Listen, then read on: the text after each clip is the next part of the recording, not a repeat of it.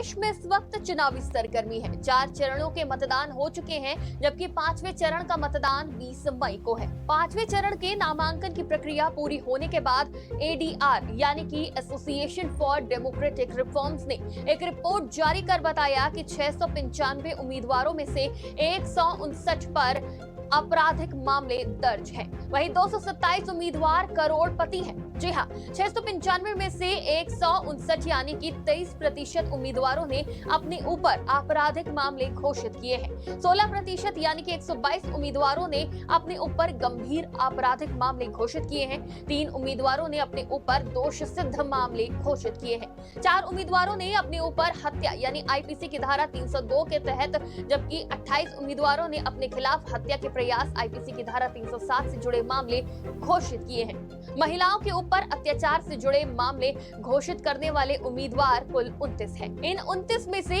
एक उम्मीदवार के ऊपर दुष्कर्म से जुड़ा मामला दर्ज है। इसके अलावा भड़काऊ भाषण से जुड़े मामले घोषित करने वाले कुल 10 उम्मीदवार हैं। 5वें चरण में दलवार आंकड़ों की बात करें तो सपा के सभी 10 में से 5 उम्मीदवारों के खिलाफ आपराधिक मामले दर्ज हैं। वहीं शिवसेना के 6 में से 3, एआईएमआईएम के 4 में से 2, भाजपा के 40 में से 19, कांग्रेस के 18 में से 8, टीएमसी के 7 में से 3, शिवसेना यूबीटी के 8 में से 3 और राजद के 5 में से 1 उम्मीदवार के खिलाफ आपराधिक मामले दर्ज हैं।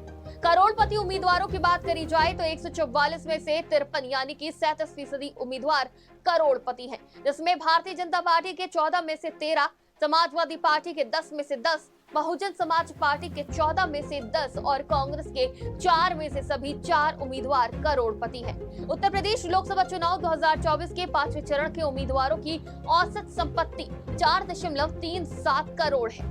मुख्य दलों में भारतीय जनता पार्टी के 14 उम्मीदवारों की औसत संपत्ति लगभग 28 करोड़ है, तो बहुजन समाज पार्टी के 14 उम्मीदवारों की औसत संपत्ति 5 करोड़ के आसपास है और समाजवादी पार्टी के 10 उम्मीदवारों की औसत संपत्ति लगभग 4 करोड़ है। वहीं कांग्रेस के 4 उम्मीदवारों की औसत संपत्ति लगभग 9 करोड़ है।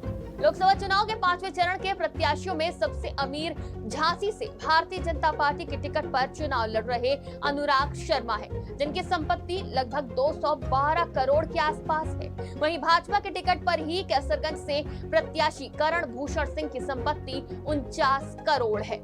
उत्तर प्रदेश में 5वें चरण के 144 में से 44 प्रत्याशियों ने अपनी शैक्षणिक योग्यता 5वीं और 12वीं के बीच घोषित करी है, जबकि 89 ने अपनी शैक्षणिक योग्यता स्नातक और इससे ज्यादा घोषित करी है। केवल 2 उम्मीदवारों की शैक्षिक योग्यता 0 है। 5वें चरण में मात्र 13 महिलाएं उम्मीदवार चुनावी मैदान में है।